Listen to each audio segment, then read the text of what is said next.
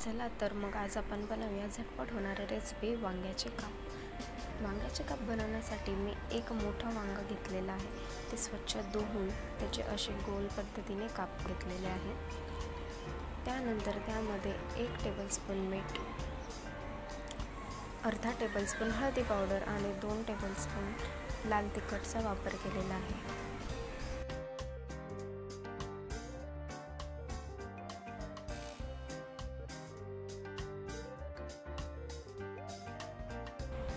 हे मिश्रण छान पद्धतीने आपण सगळ्या कापाला लागेल असं मिक्स करून घेऊया आणि 5 ते 10 मिनिटांसाठी बाजूला ठेवूया। बघू शकता किती छान मस्त कापाला सगळीकडे लागलेला आहे मसाला। नंतर एका प्लेटमध्ये 2 टेबलस्पून रवा आणि 1 टेबलस्पून तांदळाचं पीठ घेऊया।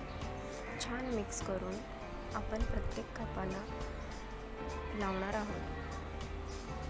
खूप सारं असं छान सगळीकडून सगळ्या बाजूने आपण त्याला लावून घेऊया।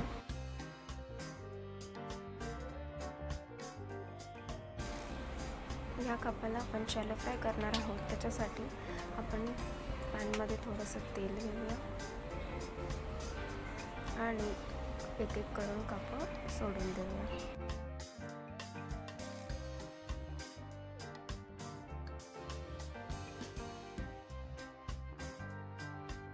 काप दोन्ही बाजूने खरपूस असे गोल्डन ब्राउन कलर होईपर्यंत फ्राय करून घेऊया।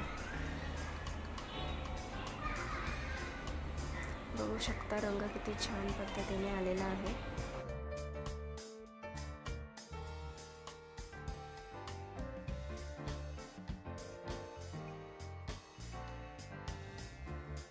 पाच ते 10 मिनिटातच हे छान पद्धतीने शिजले जातात।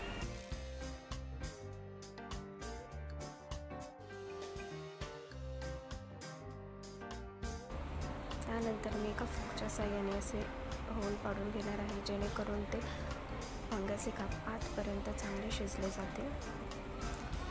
जर ही रेसिपी आवडली असेल तर चॅनलला लाईक, शेअर अँड सबस्क्राईब नक्की करा आणि ही रेसिपी एकदा नक्की करून बघा।